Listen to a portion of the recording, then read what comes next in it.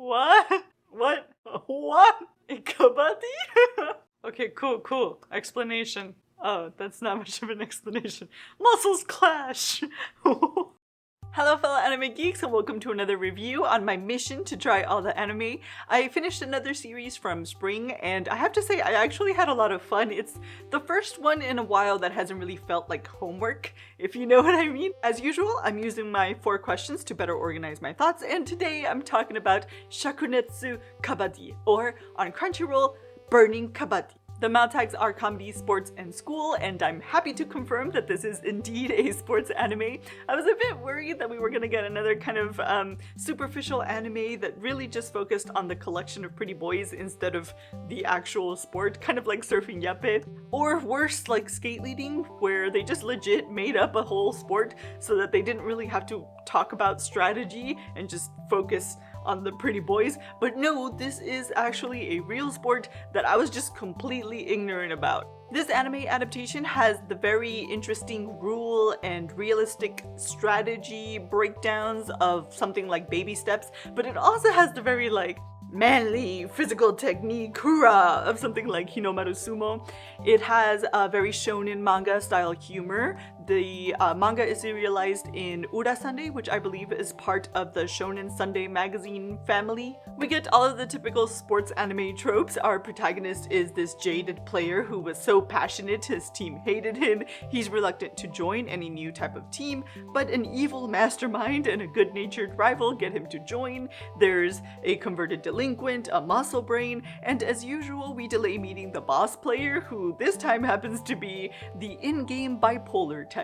There's practice matches, we use the senpai's connections to forge new rivals, we learn the importance of teamwork, we get some more newbies, and of course this is the last tournament year for the senpai, so we gotta make it count. Thing is, maybe because Kabaddi is such an unknown to me, everything still felt really fresh. Like with Chihaya, I felt truly invested in learning the rules and the strategies of the game right along with our protagonist, and since this is well written, it's a well written sports anime, I actually felt like the exposition allowed me to do that. The pacing was great, and I really liked that this is kind of like a no-fuss sports anime.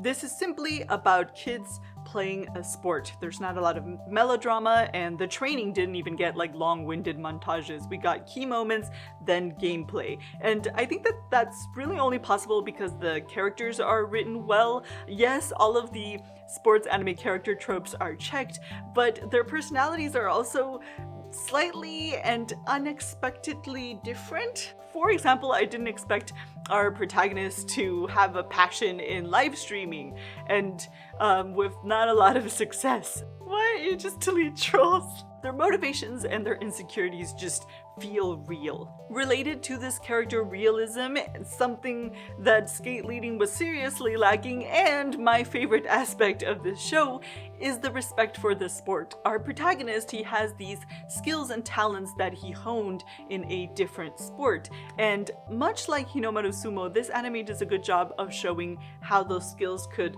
realistically transfer over, but also how it doesn't mean that you can just waltz in and beat someone who's actually practiced in that arena. That said, we did get a few inescapable anime-isms, like giving boss characters borderline superpowers in a realistic show to show us that they're OP, dilating time to account for long internal monologues, and my personal favorite, the change in aura, amazed reaction, which is basically the sports anime equivalent of the music anime-ism, plays one note, amazed reaction.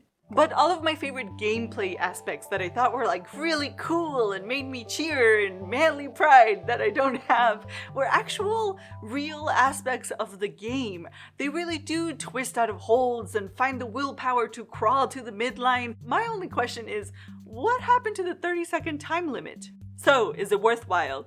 Well, I feel like a sports anime is only as good as its heck yeah moment, which is what I like to call the moment where I forget that it's an anime and I unconsciously blurt out, heck yeah! Or in your case, whatever colorful favorite go-to exclamation you have.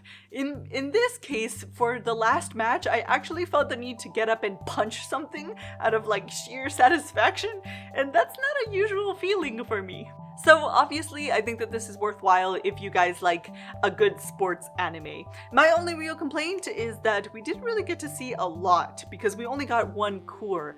I would have really liked to have seen what we could have accomplished in 2 cours. For example, Haikyuu did a really good job of giving us like a good story arc in its first 2 cour season. Heck, Hinamaru Sumo gave us a whole story in 24 episodes. We did get like the appropriate arcs for that amount of time, introducing us to the sport, forming the team, doing practice matches, but we didn't actually get to see any official matches. Now, I know that the manga started in 2015 and it has 19 volumes built up, so maybe it's still mid-tournament and they didn't really want to stop us midway.